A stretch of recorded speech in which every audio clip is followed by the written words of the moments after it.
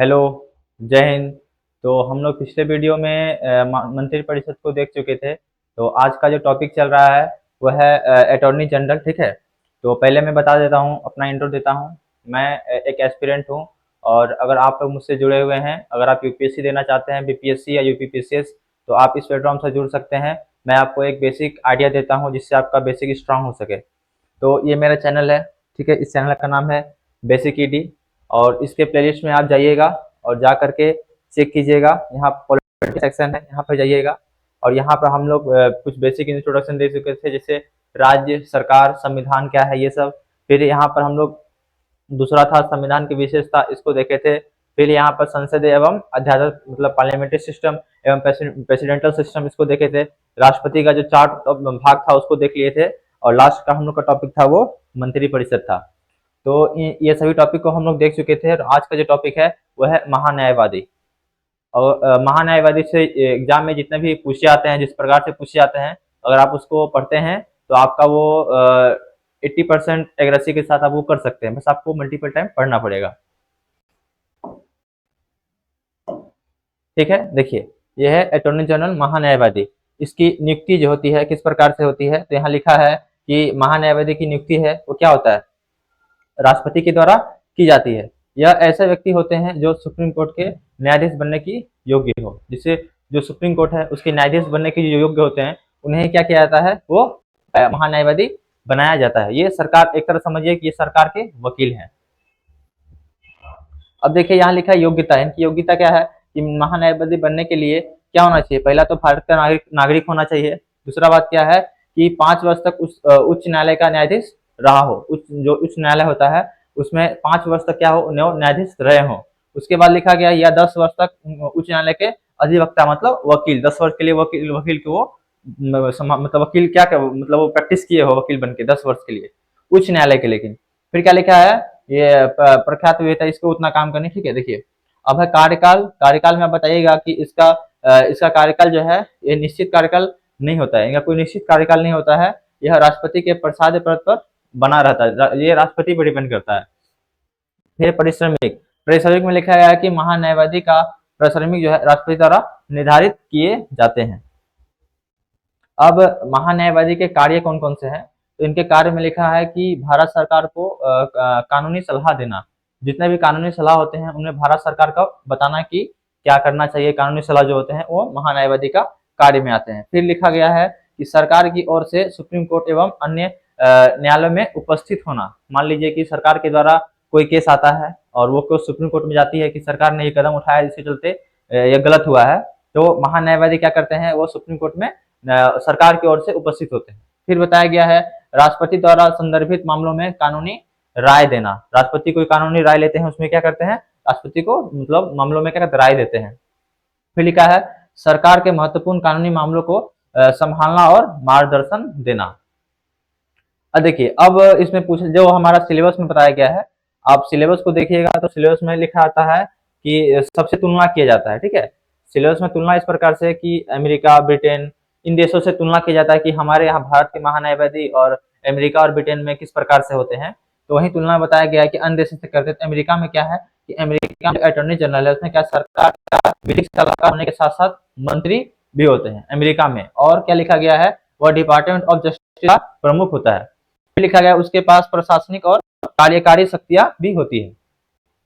फिर है ब्रिटेन। तो ब्रिटेन से तुलना में लिखिएगा आप लोग कि ब्रिटेन में अटॉर्नी जनरल सरकार का कानूनी सलाहकार होता है। वह पार्लियामेंट का सदस्य भी होता है, सरकार का प्रतिनिधित्व करता है।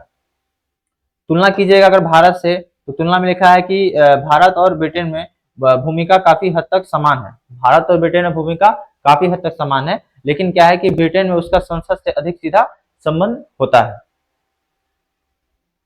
अब है यहाँ देखिए मंत्रालय मतलब मंत्रालय एवं विभाग मतलब मंत्रिमंडल विभाग में बताया गया है। इसमें हम लोग पीएमओ को पढ़ेंगे और केंद्र सचिवालय उसको भी पढ़ेंगे। तो यहाँ लिखा गया है कि मंत्रिमंडल प्रधानमंत्री के नेतृत्व में कार्य करता है। इसमें विभिन्न मंत्रालय और उनके अंतर्गत विभाग होते हैं। प्रत्येक मंत्रालय का प्रमुख एक मंत्री होता है जो अपने विभागों के कार्यों का संचालन करता है। इसमें जो पहला है वो है पीएमओ मतलब प्रधानमंत्री कार्यालय। प्रधानमंत्री कार्यालय में लिखा गया है कि प्रधानमंत्री कार्यालय प्रधानमंत्री को प्रशासनिक एवं नीतिगत सहायता प्रदान करता है। यह क्या लिखा है, सरकारी कार्यों का समन्वय करता है। पीएमओ, पीएमओ क्या करता है, सरकारी कार्यों का समन्वय करता है, विभिन्न मंत्रालय एवं विभागों के बीच संपर्क स्थापित करता है। ये पीएमओ पीएमओ का काम है। इसकी भूमिका क्या है, देखिए इसकी भूमिका में बताया गया है, इसकी भूमिका में बताया गया है कि सरकार की नीतियों को निर्धारित और लागू करना, जो सरकार जो नीति बनाती है उसको निर्धारित और लागू करना रहता है। फिर लिखा है विभिन्न मंत्रालयों के बीच समन्वय स्थापित करना, प्रशासन को दिशा और नियंत्रण देना, महत्वपूर्ण निर्णयों में प्रधानमंत्री की सहायता करना। अब है केंद्र सचिवालय।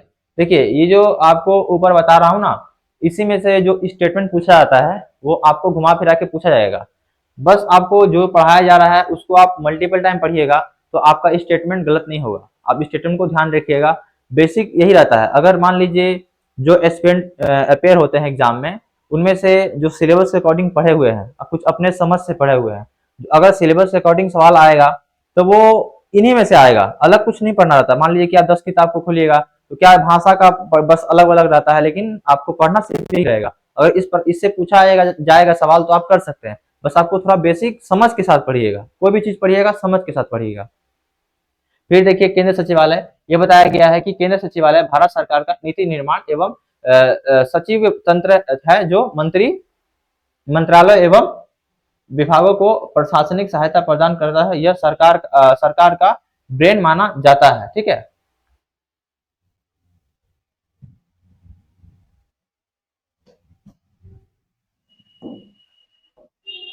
यह क्या है, सरकार का ब्रेन माना जाता है।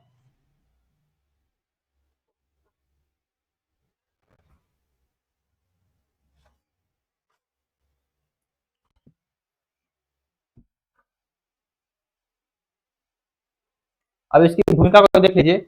भूमिका बताया गया है, पहला भूमिका क्या है किसका, केंद्र सचिवालय का। ठीक है, इसकी पहली जो भूमिका है वो है नीति निर्माण, सरकार की नीतियों के दिखाता है। दूसरा है नीति सलाह, मंत्रियों को प्रशासनिक एवं तकनीकी विषयों पर सलाह देता है। फिर समन्वय, विभिन्न मंत्रालय एवं विभागों के बीच समन्वय स्थापित करता है। नियंत्रण एवं पर्यवेक्षण, इसमें लिखा है कि नीति के क्रियान्वयन पर निगरानी रखता है, खुद लागू नहीं करता है। इसको आप ध्यान रखिएगा, ये क्या करता है, निगरानी रखता है बल्कि लागू नहीं करता है। फिर लिखा गया है विधायी कार्य क्या है, तो विधेयकों, नियमों और नीतियों का प्रारूप तैयार करने में सहायता करता है।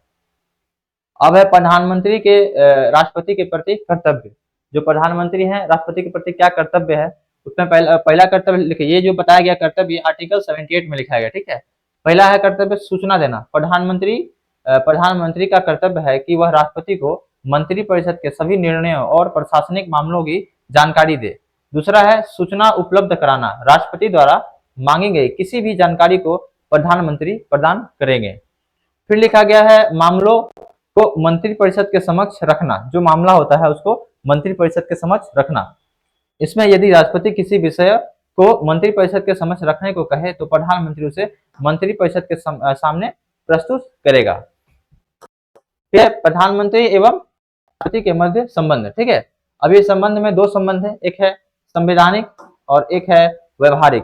पहला है संवैधानिक, ये देखिए मेंस के अकॉर्डिंग बहुत इंपॉर्टेंट है। ठीक है, आप इसको देख लीजिएगा। यहाँ बताया गया है कि संवैधानिक आधार क्या है, तो भारत के संविधान में राष्ट्रपति और प्रधानमंत्री के संबंध स्पष्ट रूप से निर्धारित किए गए हैं। इसमें आर्टिकल 74 के अनुसार राष्ट्रपति को अपने कार्यों के निर्वहन में प्रधानमंत्री की अध्यक्षता वाली मंत्रिपरिषद की सलाह पर कार्य करना होता है।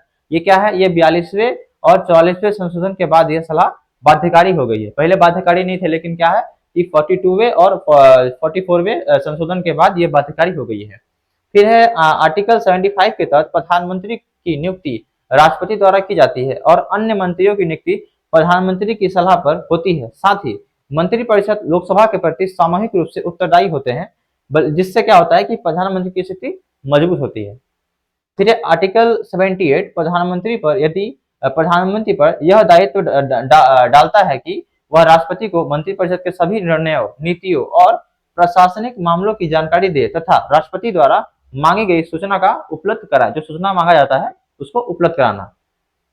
इस प्रकार संविधान राष्ट्रपति को औपचारिक प्रमुख और प्रधानमंत्री को वास्तविक कार्यपालिका प्रमुख बनाता है।